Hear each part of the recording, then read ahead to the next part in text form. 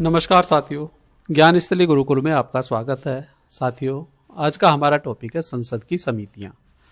Political science के अंतर्गत यह टॉपिक बहुत ही महत्वपूर्ण है। तो इस टॉपिक को पहले समझते हैं, समझने के बाद बहुविकल्पीय प्रश्नों को हल करने की कोशिश करते हैं। चलते हैं अपने टॉपिक की तरफ। संसदीय समितियां वे समितियां होती हैं जिनका गठन संसद के दोनों सदनों लोकसभा और राज्यसभा द्वारा अपने कार्यों को सुचारू, गहन और प्रभावी ढंग से करने के लिए किया जाता है। संसद के पास समय समय की कमी होती है, इसलिए विस्तृत अध्ययन व निगरानी का कार्य ये समितियां करती हैं। संसदीय समितियों की आवश्यकता: विधेयकों की जांच करना, सरकार के कार्यों की निगरानी करना, बजट व व्यय पर नियंत्रण करना और संसद के कार्य को कम करना और संसद आधारित सिफारिशें यहां करना, ये इनका कार्य होता है। आगे चलते हैं। लोक लेखा समिति, पब्लिक अकाउंट कमेटी पीएसी, यह तीनों नामों से जानी जाती है। तो ये भी हमें पता होनी चाहिए कि पीएसी की फुल फॉर्म क्या होती है। प्राक्कलन समिति, एस्टीमेट्स कमेटी, ये दोनों संसदीय वित्तीय समितियां हैं जिनका मुख्य उद्देश्य सरकारी व्यय पर नियंत्रण स्थापित करना होता है।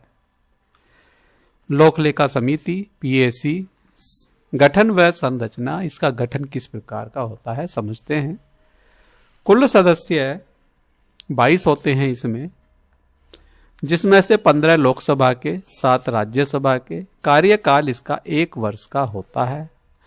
इसका अध्यक्ष परंपरा अनुसार विपक्ष का सदस्य होता है, लेकिन वह लोकसभा से होता है, यह भी हमें ध्यान रखना है। मुख्य कार्य इसका क्या होता है?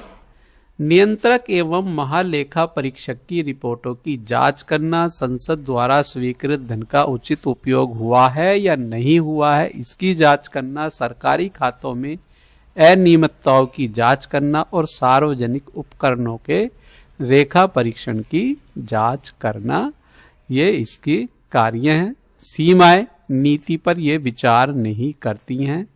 जो हमारी केंद्र सरकार की नीतियां होती हैं उन पर ये कोई विचार नहीं करती हैं, केवल व्यय के बाद उसकी जांच करती हैं और रिपोर्ट सलाहात्मक बाध्यकारी नहीं है। रिपोर्ट जो देती हैं ये सलाहात्मक देती हैं, जो केंद्र सरकार के लिए बाध्यकारी नहीं होती हैं।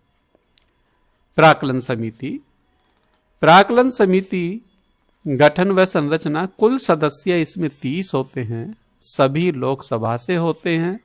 राज्यसभा का इसमें कोई सदस्य नहीं होता है। मंत्री सदस्य नहीं बन सकता है और कार्यकाल इसका भी 1 वर्ष का होता है। अध्यक्ष लोकसभा अध्यक्ष द्वारा यह नियुक्त होता है। इसके मुख्य कार्य: बजट अनुमानों की समीक्षा करना, खर्च में कटौती व बचत के सरकार को सुझाव देना, प्रशासनिक सुधार के सुझाव और सरकारी नीतियों के कुशल क्रियान्वयन की जांच करना इसका कार्य होता है। विशेषता: यह वैसे पहले नियंत्रण करती है, खर्च करने से पहले नियंत्रण करती है। लोक लेखा समिति का मुख्य कार्य किससे संबंधित है? तो इसका पहला प्रश्न है ऑप्शन सी, सीएजी की रिपोर्ट की जांच करना इसका कार्य होता है। अगला प्रश्न, लोक लेखा समिति कितने सदस्य होते हैं? तो लोक लेखा समिति में सदस्यों की संख्या ऑप्शन बी 22 होती है इसकी संख्या। आगे चलते हैं। लोक लेखा समिति का अध्यक्ष सामान्यतः किससे होता है? तो यह सामान्यतः विपक्ष से होता है, ऑप्शन सी। लोक लेखा समिति का अध्यक्ष किस सदन से होता है? तो यह लोकसभा से होता है, ऑप्शन बी। पीएसी में राज्यसभा के कितने सदस्य होते हैं? तो पीएसी में राज्यसभा के 7 सदस्य होते हैं। आगे, लोक लेखा समिति की जांच किस प्रकार की होती है? तो यह पश्चात व्यय की जांच करती है। व्यय करने के बाद जो खर्च केंद्र सरकार द्वारा किया गया है उसके बाद की जांच इनके द्वारा की जाती है। पीएससी को किसकी रिपोर्ट प्राप्त होती है? तो पीएससी को सीएजी की रिपोर्ट प्राप्त होती है। आगे, पीएससी की रिपोर्ट का स्वरूप कैसा होता है? तो यह सलाहात्मक स्वरूप होता है। प्राक्कलन समिति में कुल कितने सदस्य होते हैं? तो प्राक्कलन समिति में कुल सदस्यों की संख्या 30 होती है। Option C. प्राक्कलन समिति के सदस्य किस सदन से होते हैं? तो यह केवल लोकसभा से होते हैं।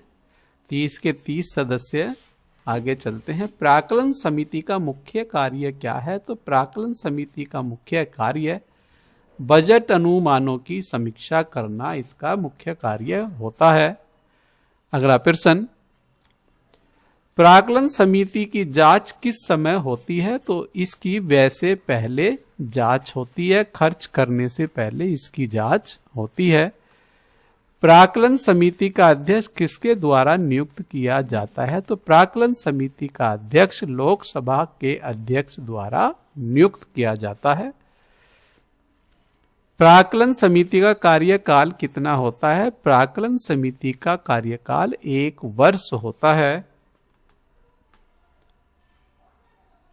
निम्न में से कौन मंत्री प्राक्कलन समिति का सदस्य नहीं बन सकता है? तो इसमें कोई भी मंत्री प्राक्कलन समिति का सदस्य नहीं बन सकता है। मंत्री को इससे बाहर रखा जाता है। आगे, पीएससी की किस प्रकार की समिति है? तो पीएससी हमारी वित्तीय समिति है ये। अगले प्रश्न की तरफ चलते हैं। प्राक्कलन समिति किस वर्ष स्थापित हुई है? तो यह 1952 में स्थापित हुई है।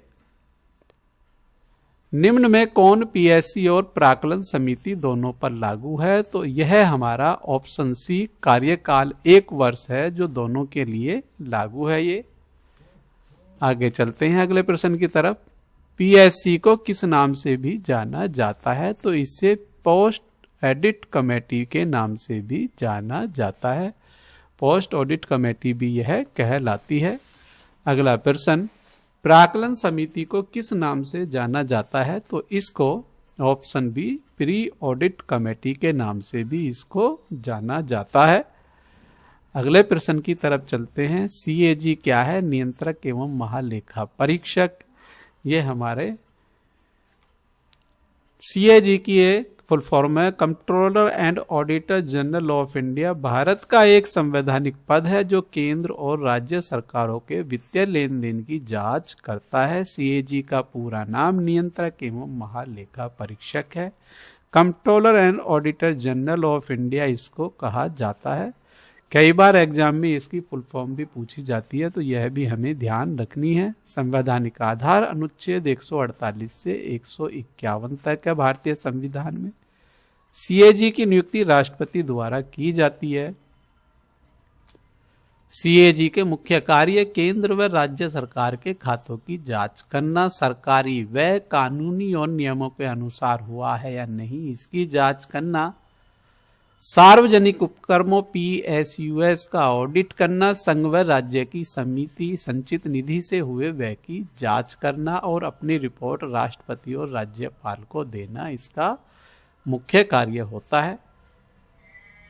कैग की रिपोर्ट किसे दी जाती है? तो केंद्र की रिपोर्ट राष्ट्रपति से फिर संसद में जाती है। राज्य की रिपोर्ट राज्यपाल से फिर यह विधानसभा में जाती है। तो यह इस प्रकार कार्य होता है।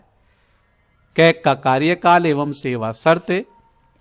कार्यकाल इसका 6 वर्ष या 65 वर्ष आयु जो पहले हो। पद से हटाना सुप्रीम कोर्ट के न्यायाधीश जैसी प्रक्रिया मतलब महाभियोग जैसी प्रक्रिया लाई जाती है।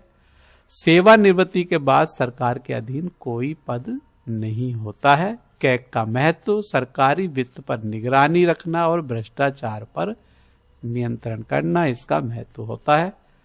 संसद की लोक लेखा समिति पीएससी को आधार प्रदान करता है और वित्तीय पारदर्शिता सुनिश्चित करता है। सीएजी का पूरा नाम, पहला प्रश्न हमारे सामने, तो आंसर है इसका कंट्रोलर एंड ऑडिटर जनरल इसका पूरा नाम होता है। अगला प्रश्न, कैग का प्रावधान भारतीय संविधान के किस अनुच्छेद में है? तो यह अनुच्छेद 148 के अंतर्गत होता है। ऑप्शन सी हमारा सही है। अगला प्रश्न, कैग की नियुक्ति कौन करता है? तो कैग की नियुक्ति राष्ट्रपति द्वारा की जाती है। अगला प्रश्न, कैग का कार्यकाल कितना होता है? इसका कार्यकाल 6 वर्ष या 65 वर्ष आयु तक यह होता है। अगला प्रश्न, कैग को पद से हटाने की प्रक्रिया किसके समान है? तो यह सुप्रीम कोर्ट के मुख्य न्यायाधीश के समान यह होती है।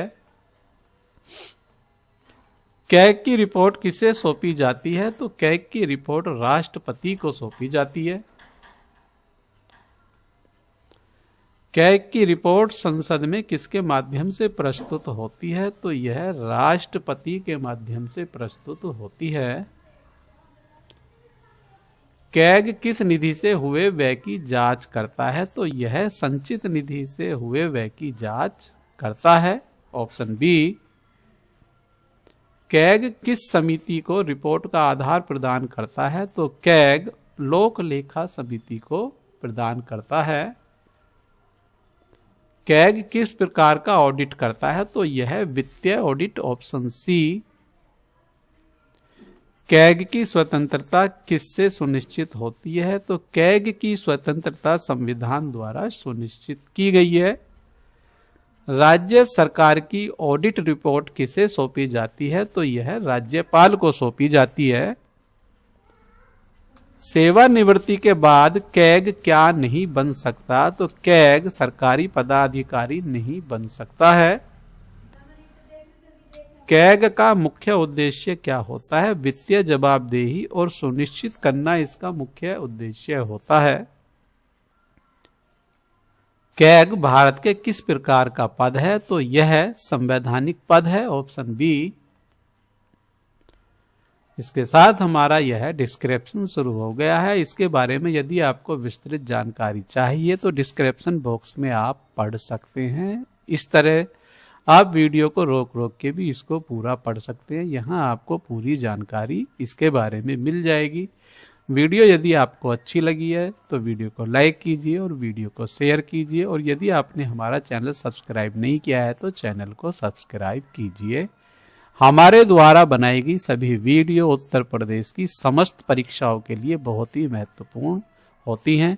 यहाँ से बहुत ज़्यादा प्रश्न लगते हैं, तो आप हमारी पूरी वीडियो देखिए और पूरी वीडियो देखने के बाद सरकारी नौकरी की तरफ एक कदम अपना बढ़ाइए। मिलते हैं नई वीडियो के साथ, तब तक के लिए जय हिंद, जय भारत। धन्यवाद साथियों।